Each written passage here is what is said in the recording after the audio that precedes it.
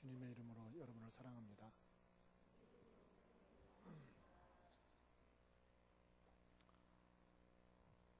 오늘은 우리 남매가 성경을 읽고 기도하고 이 모습이 너무 아름답습니다.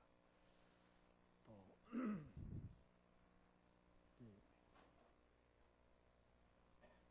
오래간만에 우리 김경희 집사님도 오셔서 같이 예배드릴 수 있어서 너무 반갑고 좋습니다. 오늘 혜지가 온다고 했는데 혜지가 아직 도착 안 했나 모르겠어요. 왔어 혜지야. 네. 혜지도 서울 갔는데 이렇게 같이 와서 예배드릴 수 있어서 너무 감사합니다. 우리가 한 가족이 되었다고 하는 것이 얼마나 귀한 축복인가 느끼게 됩니다. 우리가 지금 주일날 산상수훈에 대해서 말씀을 나누는데 산상수훈하면은 마태복음 5장, 6장, 7장을 말합니다. 예수님의 주옥과 같은 그 말씀을 석장으로 정리해 놓았어요. 근데 이 산상수훈의 내용은 구원에 관한 것이 아니라 우리 하나님 자녀의 윤리에 관한 그런 말씀입니다. 자칫하면 우리 신앙이 내가 구원받았는가 구원받지 않았는가, 누가 구원받을 사람 일어나 보라면 구원받을 사람들도 다 쭉쭉쭉 일어나고 또 나중에도 또 계속 일어나고, 구원의 그런 문제는 사실 이미 통과되어야 됩니다. 이 산상수훈은 구원에 대한 문제가 아니라 어떻게 살아가느냐, 하나님의 사람을 어떻게 살아가느냐가 중요한 윤리 문제입니다. 중요한 윤리 문제로 우리에게 말씀하십니다. 그러니까 우리가 신앙의 뿌리를 내릴 때 이 산상수훈, 마태복음 5장, 6장, 7장 말씀을 곁에 두고 이 말씀대로 살면은 그 사람이 하나님 자녀의 삶이라는 거예요. 오늘 말씀 마태복음 5장에 두 가지 말씀이 비슷한 말씀이 나와 있는데 9절에 보면은 화평하게 하는 자는 복이 있나니 그들이 하나님의 아들이라 일컬음을 받을 것이며, 그러니까 하나님의 아들의 일컬음 받는다는 것은 사람들로부터 그 사람이 진짜 예수 믿는 사람이구나 그런 말을 듣게 된다는 거예요. 물론 이미 하나님 자녀죠. 자녀인데 자녀라고 하면은 일컬음 받아야 된다는 거예요. 일컬음 받는다는 건 뭐냐면은 인정받아야 된다는 거예요. 여러분, 하나님 자녀로 사람들에게 인정받습니까? 그게 중요해요. 여기 5장 45절도 똑같은 말씀입니다. 이같이 한즉 하늘에 계신 너희 아버지의 아들이 되리니, 아들이 된다는 것이 구원받는다 그런 뜻이 아닙니다. 하나님 자녀로서 윤리적인 면에서 이제 드디어 이렇게 살면은 하나님 자녀라고 하는, 아들이 된다고 하는 그런 뜻입니다. 그러니까 그렇게 일컬어진다는 거예요. 우리 그리스도인들이 있는 그 자리는 얼마나 중요한 자리인가. 그래서 이 산상수훈에 보면은 옛사람과 우리를 많이 대조해서 나오는데 마태복음 5장 21절에도 옛사람에게 말한다. 옛사람. 여러분, 저와 여러분은 예수님 믿는다고 하면은 옛사람이 아닙니다. 이미 새 사람이 되었다는 거예요.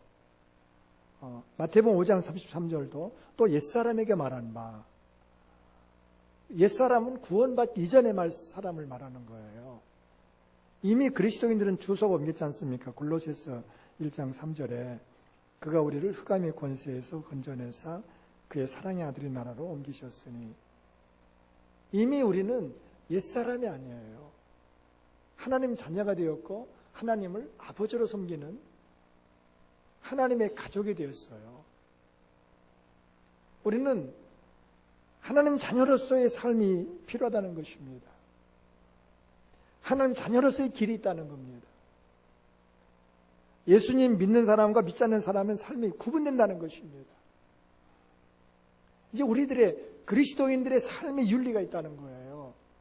한국 사람은 한국 사람이 지켜야 할 법이 있지 않습니까? 미국 사람은 미국 사람의 법이 있습니다. 그리스도인은 그리스도인의 법이 있다는 거예요. 그럼 그게 뭐냐? 한마디로 말하면 그리스도인의 정체성은 사랑입니다. 하나님은 사랑이시다. 마찬가지로 성도들은 사랑이다. 성도들의 아이덴티티는, 정체성은 사랑입니다. 이 사랑을 세상 사람이 말하는 사랑이 아닙니다. 이 사랑은 구약에서는 헤세드라고 말하고 신약 성경에 보면은 아가페라고 말합니다. 아가페. 아가페 사랑은 우리 일반적인 사랑이 아닙니다. 이 사랑은 계산 없는 사랑이에요. 바보 같은 사랑이에요. 이 사랑은 그냥 쏟아붓는 그런 사랑이에요. 그렇게 살아가는 사람을 누구라고 한다고 했어요? 하나님의 아들이다. 하나님의 자녀다. 그렇게 일컬음 받는다는 것입니다. 자, 그런데 문제는 우리가 하나님 자녀가 되었지만은 그렇게 살 수가 없다는 것입니다. 어떻게 계산 없는 삶을 살 수 있고 어떻게 계산 없는 사랑할 수 있습니까? 쉽지 않은 거예요. 그래서 우리들에게 누구를 보내시느냐 하면은 성령님을 보내시는 거예요. 성령님. 요한복음 14장 26절에 성령님을, 예수님은 보혜사라고 이름 붙였습니다. 보혜사. 아버지께서 내 이름을 보내실 성령. 그분의 이름을 보혜사라는 이름을 붙여주셨는데 그것은 뭐냐면은 성령님은 도와준 분이라는 거예요. 영어로 헬퍼, 돕는 자. 우리가 사랑할 수 없는데 사랑할 수 있도록 도와줘요.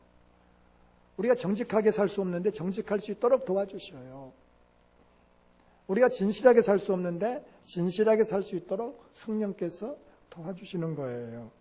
여러분, 우리 사람의 마음을 샘으로 많이 비유합니다. 샘. 여러분의 샘은 어떻습니까? 어떤 사람의 그 마음의 샘은 아주 맑죠. 아주 맑고 투명하고 깨끗한 그런 마음이 있고, 또 어떤 사람들의 마음은 아주 오염되어진 아주 혼탁한 그런 아주 더러운 것으로 가득 찬 그런 마음도 있죠. 그런데요, 이 샘에서 중요한 원리는 뭐냐면은 흙탕물을 이렇게 퍼내는 건 쉽지 않습니다. 흙탕물을 퍼내는 건 쉽지 않아요. 그런데 흙탕물을, 오염된 물을 깨끗하게 하는 길이 있어요. 그건 뭐냐면은 새물을 흘려보내는 것입니다. 깨끗한 물을 계속 흘려보내면은 자동적으로 이 혼탁한 물, 더러운 물, 오염된 물은 다 빠져나가게 되어 있어요. 이 샘물이 뭡니까? 이 생수를 공급하는 게 뭡니까? 이게 성령이라는 거예요.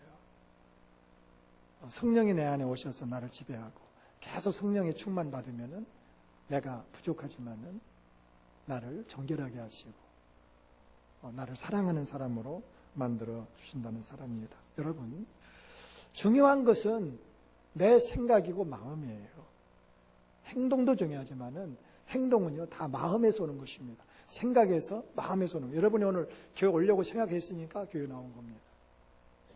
운전할 때 보면 어떤 사람은 아주 그냥 난폭하게 운전하는 사람도 있고 어떤 사람은 점잖게 운전하는 사람도 있는데 그게 뭐냐면 마음의 표현이에요. 자기 사람의 마음의 표현이 운전될 점을 알거든요. 그래서 오늘 중요하게 말씀하는 게 뭐냐면은 우리 안에 분노의 감정이 있다. 분노. 우리 안에 미움의 감정이 있어요. 미움. 우리 안에 음란한 마음이 있어요. 우리 안에 탐욕이 있습니다. 자, 그런데 한번 보세요. 여기 분노의 감정, 미움의 감정, 또 음욕의 감정, 탐욕의 감정은 죄라고 하지 않습니다. 세상 사람들은 그걸 그렇게 크게 대수롭게 여기지 않습니다. 그러나 오늘 우리 주님의 말씀은 이것을 굉장히 큰 것으로 말씀해 주고 있어요. 그러니까 분노한다는 거, 오늘 5장 22절에 나는 너에게 말을 이르노니 형제에게 노하는 자마다 분노하는 자마다 심판을 받는다는 거예요. 그런데 그 심판이 보통 심판이 아니라 아주 지옥불에 던져지는 그런 심판이라는 것입니다. 여기 27절부터 보면은 간음하지 마는데 28절에 나는 너에게 이르노니 음욕을 품고 여자를 보는 자마다 마음에 이미 간음하였다. 이미 간음자라는 거예요. 내 마음의 미움, 그것이 표현만 되지 않은 것이지 그것이 큰 죄인 것을 말씀해 주고 있어요. 여러분, 어떤 큰 죄를 범한 사람, 특별한 사람입니까? 그렇지 않아요. 이번에 부천 토막살인 사건을 보면서도 저는 많이 느꼈어요. 여러분도 많이 느끼셨겠죠. 그 흉악범이라고 생각했었는데 얼굴을 보니까 정말 잘생겼어요. 어떻게 저 사람이 저런 죄를 지을 수 있을까? 사람은 몰라요. 여러분, 누구든지 우리는 잘못된 길을 걸어갈 수 있는데 그 원인이 뭐냐면은 내 마음, 내 생각이라는 것입니다. 그래서 내 마음을 주장하고 내 생각을 정결하게 하는 분이 누구냐면은 성령님이셔요. 성령이 오셔서 나를 지배할 때, 성령이 나와 함께 하실 때 분노의 감정이 평화의 감정으로 바뀌어지고 미움의 감정이 사랑의 감정으로 바뀌어지고 내 마음속에 음욕이 일어날 때 그 음욕의 마음이 선한 성결한 마음으로 바뀌어지는 것입니다. 오늘 죄가 들어오게 되면은요, 그 성령으로 충만할 때 그 죄가 지어지질 않게 해요. 죄를 멀리하게 해요. 성령님이 오시면, 성령이 나를 지배하게 되면은 죄가 싫어져요. 죄를 지으려고 해도 이상한 표현이지만은 지어지질 않아요. 이 성령님의 역사라는 거예요. 어디 못 갈 곳에 갔다고 하면은 성령이 그 사람에게 역사하셔서 내보내게 해요. 네가 이곳에 있을 자리가 아니다. 성령의 소리를 여러분 들어야 됩니다. 그리고 그 성령님 우리를 사랑하게 합니다. 적극적으로 사랑하게 합니다. 성령이 오시게 되면은 오른편 뺨을 때리는 사람에게 왼편 뺨을 돌려대고 겉옷을 달라는 사람에게 속옷까지 주고 오리를 가져오는 사람에게 심리를 걸어가는 적극적인 삶을 살게 한다는 것입니다. 묵묵히 사랑만 하죠. 요즘 지천에 널려있는 것이 아카시 나무입니다. 아카시 나무. 아카시 나무는 참 슬픈 나무죠. 왜냐하면 이름도 자기 이름을 갖지 못했어요. 우리나라에 와서. 아카시아라고 부르죠. 아카시아. 여러분, 아카시 나무를 아카시아라고 부르지 않습니까? 이게 아카시아가 뭐냐면은 아카시 나무의 학명입니다. 학명. 소나무의 학명이 피누스 데니플로라라는 학명을 가지고 있는데 아카시 나무의 학명은 아카시아예요. 아카시아. 그걸 누가 이제 번역을 하면서 우리나라에서 표기할 때 아카시아라고 해버렸어요. 그러니까 이 자기 이름도 잃어버린 아카시나무. 아카시나무라는 사람 별로 없죠. 그냥 아카시아라고 그러죠. 특별히 아카시나무는요,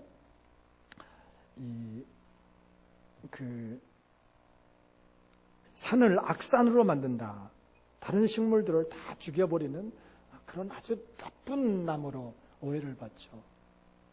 근데 전혀 안 그렇습니다. 우리 한국의 산을 이렇게 아주 상당히 기름진 산으로 오람한 그런 나무들로 가득 채운 그 가장 장본인이 아카시나무입니다. 아카시나무는 여러분이 잘 아는 것처럼 혹박테트리아가 있고 그리고 수명이 40년, 50년이에요. 오래 살지 않습니다. 어느 정도 살다가 그냥 죽어지고 땅에 거름이 돼버리는 거예요. 이게 아카시나무의 특징이에요. 또 아카시나무 어떤 사람은 그래요. 무덤 옆에 있으면 안 된다. 무덤에 관을 뚫고 간다. 그도 오해입니다. 아카시나무의 특징은요, 이 뿌리를 깊이 내리지 않습니다. 아주 얕게 내립니다. 관 속에 들어갈 수가 없어요. 또 아카시나무를 그러죠. 이건 목재로도 쓸 수도 없고 딸감으로 가시가 있어서 딸감으로 쓸 수 없다. 이것도 오해입니다. 이 엄나무 같은 거 아카시나무는요, 처음엔 가시가 있는데 어느 정도 자라면은요 가시가 없어져요. 가시가 없습니다. 그리고 목재로도요 굉장히 좋다는 거예요. 단단하고 향기가 있고. 그리고 천정제. 또 외국에서는 포도주 통으로 많이 사용되고 있습니다. 이 아카시아 꽃, 이 아카시나무의 꽃도요, 이 밀봉으로 이 꿀을 한 70% 이상을 공급하는 것이 아카시나무의 꽃입니다. 그러나 가장 많은 오해를 받고 있는 아카시나무. 그러나 그 자리를 지키고 있어요. 그 나무들이 우리나라 삶을 이렇게 우거지게 했고 우리에게 또 맛있는 꿀을 공급하고, 저는 이 아카시나무를 생각하면서 성도들이 아카시나무 같구나. 사람들이 오해를 받고 사람들이 어떤 때는 미움을 받고, 그건 자기 자리에서 묵묵히 사랑을 실천하는 것입니다. 그 사람들로 인해서 더 좋은 세상, 하나님 나라를 만들어 간 것입니다. 사랑한다고 하는 것, 사람 많은 오해를 받죠. 예수님도요, 그 모습이 그렇게 아주 아름답지 않으셨어요. 성화에 보면 예수님이 굉장히 멋있게 이렇게 그려지는데 그렇지 않은 것 같습니다. 이사야에 보면 예수님의 모습을 잘 미리 예언했었는데, 그는 주 앞에 자라나기를 연한 순 같고 마른 땅에서 나온 뿌리 같아서 고운 모양도 없고 풍채도 없은즉 우리가 보기에 흠모할 만한 아름다운 것이 없도다. 예수님은 그렇게 외모로 출중하게 오시질 않았습니다. 그러나 우리 주님이 오셔서 우리에게 무엇을 보여주셨어요? 하나님의 사랑을 보여주셨어요. 사랑을 우리에게 주셨어요. 우리 성도들은 이 세상에서 사람들이 오해를 받아도 사랑하는 사람들입니다. 사랑하면은요, 세상을 행복하게 만듭니다. 어느 부인의 이야기인데요. 이 부인은 남편이 너무 묵뚝했어요. 저처럼 묵뚝했나 봐요. 이 남편과 있으면 꼭 벽에 대고 말하는 것 같아가지고 그 부인이 너무 속상했어요. 어떤 말하면 상냥하게 말하지 않고 언제나 권위 있게 말하고. 그럴 때 한 남자가 나타난 거예요. 그 남자는 너무너무 감동을 주었습니다. 상냥합니다. 무슨 말하면은 알아서 다 해줍니다. 감동을 줍니다. 그래서 이 여자가 그래서는 안 되는데 그 남자 외에, 자기 남편 외에 그 남자와 깊은 사랑으로 나가요. 그리고는 넘지 못할 선을 넘어버린 거예요. 소위 외도한 거예요. 그러나 그런 사랑은 오래가지 않습니다. 그렇게 상냥하게 대하던 그 남자가 바뀌어졌어요. 어느 날부터 돈을 요구하는 거예요. 사업한다고 500만 원, 1000만 원, 2000만 원, 심지어 몇 억. 돈이 어디 있습니까? 몸도 빼앗기고 돈도 빼앗기고 후회할 때는 이미 늦었습니다. 다 잃어버리는 것입니다. 이러한 때 이분의 남은 한 가지 선택은 죽는 것밖에 없었습니다. 그렇지 않습니까? 어떻게 가정에 돌아갈 수 있고 어떻게 살아갑니까? 근데 이 사실을 남편이 알았어요. 모든 비밀을 남편이 알았어요. 그 남편이 아내 앞에서 무릎을 꿇고 통곡하였습니다. 여보, 당신이 그렇게 된 것은 당신 잘못이 아니에요. 내 잘못이에요. 내가 남편으로서 당신에게 성실하게 살지 못했고, 당신의 마음을 내가 읽어주지 못했고, 당신의 마음을 내가 얼마나 아프게 했으면 그렇게 했어요. 이 잘못은 당신의 책임이 아니라 내 책임이고 내 잘못이에요. 이것이 가식이 아니었습니다. 진심이었습니다. 남편은 울고 또 울면서 아내를 붙잡아 주었습니다. 아내를 안아 주었습니다. 염치 없지만은 이 아내는 다시 가정으로 돌아왔어요. 남편의 품으로 돌아왔어요. 이 남자는 아내를 잃고 돈을 잃고 가정을 이룰 수밖에 없는 그런 환경이었어요. 그러나 그가 자기를 내려놓고 사랑을 했을 때 다시 아내를 얻었습니다. 새 사람으로 얻은 것입니다. 행복한 가정을 다시 만들었습니다. 옛날보다 더 순수한 사랑으로 바뀌어졌습니다. 많은 사람들은 그 남자에 대해서 손가락질할 것입니다. 어떻게 자존심도 없느냐고 그렇게 비난할 수도 있을 것입니다. 그러나 누가 그 남자에게 돌을 던질 수 있습니까? 세상에서 가장 아름다운 것은 사랑할 수 없는 사람들을 사랑하는 것입니다. 제가 늘 하는 말씀 드린 게 하나 몇 가지가 있어요. 인내하면 100% 인내하자. 그리고 작은 잘못은 용서하지 말고 큰 잘못은 용서하자. 아이들이 잘못했을 때도 작은 잘못은 매를 댈 수 있습니다. 그러나 아주 큰 잘못은 품어줘야 돼요. 안아줘야 돼요. 사랑보다 더 위대한 것이 어디 있습니까? 가장 행복한 사람이 누군가? 산상수훈은 그렇게 말해요. 돈 있는 사람이 행복한 것이 아니라는 거예요. 누가 행복한 사람이냐? 우리 주님은 팔복을 통해서 말씀했어요. 마음이 가난한 사람, 하나님 없이 살 수 없다고 하는 사람, 애통하는 사람, 세상 사람의 죄를 마치 자기 죄처럼 알고 사는 사람, 온유한 사람, 하나님 말씀이라면 따지지 않고 순종하는 사람이 행복한 사람이다. 의에 줄이고 목마른 사람은 하늘의 비전을 갖고 사는 사람이 행복한 사람이다. 긍휼히 여기는 사람은 지난 과거의 잘못을 깨끗하게 지워버리는 그런 사람이 행복한 사람이다. 마음이 청결한 사람이 행복한 사람이다. 일편단심으로 주님을 섬기는 사람, 그리고 화평하게 하는 사람, 바보처럼 개선 없이 사랑하는 사람, 의를 위해 핍박받는 사람은 예수님의 마음으로 사는 사람이 행복한 사람이다. 예수님 마음이 뭡니까? 사랑입니다. 사랑을 가지고 살면 행복하다는 거예요. 사랑을 통해 이 땅에 하나님 나라가 회복되는 것입니다. 우리 눈이 열려져야 돼요. 우리 눈이 띄어지는 것이 뭡니까? 성령의 역사입니다. 오늘 성령 강림 주일인데요. 성령 강림, 성령 충만은 우리 성도들의 필수입니다. 필수. 선택이 아니라 필수입니다. 우리 학생들도 성령 충만 받아야 됩니다. 성령 충만이 뭡니까? 말씀으로 충만받는 것입니다. 예수님으로 충만한 것입니다. 우리 마음속에 늘 말씀으로 충만하고 예수님으로 가득 채워질 때 사랑의 눈이 열리는 거예요. 마지막으로 제가 한 이야기, 슬픈 이야기 하나 드리고 말씀을 마치려고 합니다. 한 시각장애인 소녀가 있었는데 앞을 보지 못하는 것은 얼마나 큰 아픔입니까? 정말 아픔이죠.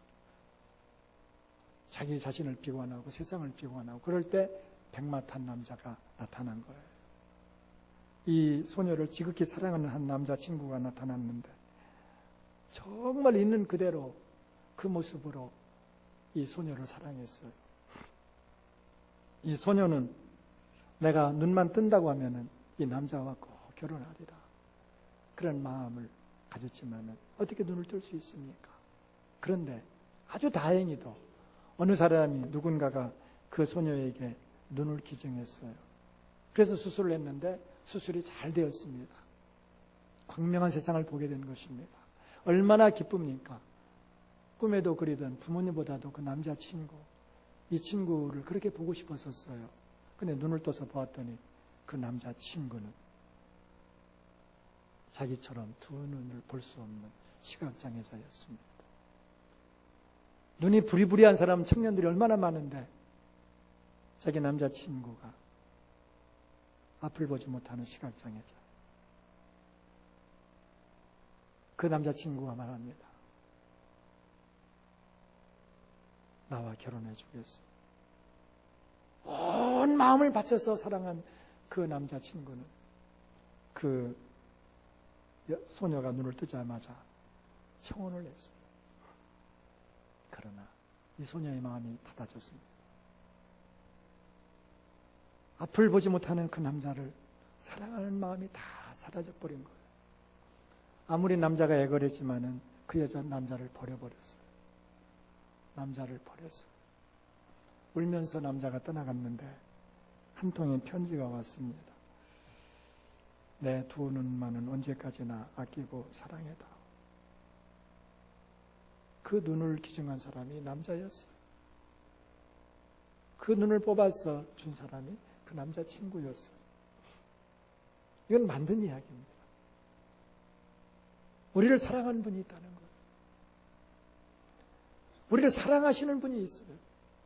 이건 만든 이야기지만은 여러분, 우리를 위해서 당신을 다 내어주신 예수 그리스도, 당신의 모든 것을 다 주셨어요. 자존심도 내려놓으시고 물과 피를 다 쏟으시며 그 수치를 당하시고 조롱거리가 되셔서 우리를 사랑하신 예수 그리스도, 오늘 그 사랑으로 오늘 저와 여러분 여기 있는 거예요. 오늘 그래서 주님은 우리들에게 하나의 계명을 주시는데 그것은 서로 사랑하라는 것입니다. 내가 너희를 사랑한 것처럼, 아가페 사랑한 것처럼 너희도 서로 아가페 사랑을 해라. 계산 없이 사랑해라. 근데 놀라운 것은 그 사랑할 수 있도록 주님께서 우리에게 성령을 보내주셔요. 성령이 오시면 죄를 멀리하게 하고 사랑을 하게 합니다. 그래서 오늘 제목이 성령이라고 하는 성령은 죄의 파수꾼이고 사랑의 촉매자다. 성령으로 충만하면 죄가 멀어지게 되고 사랑으로 사랑의 촉매자로서 세상을 살게 됩니다. 저와 여러분 오늘 성령 강림주의를 통해서만이 아니라 우리 신앙생활할 때 예수님으로 가득 채워지고 말씀으로 가득 채워지고 바로 성령으로 충만해져서 우리들의 삶이 주님처럼 아가페의 사랑을 할 수 있는, 아가페의 사랑을 여러분을 통해서 흘러가게 할 수 있는, 그래서 이 세상을 더 좋은 세상으로 만드는 저와 여러분 되시기를 축복합니다.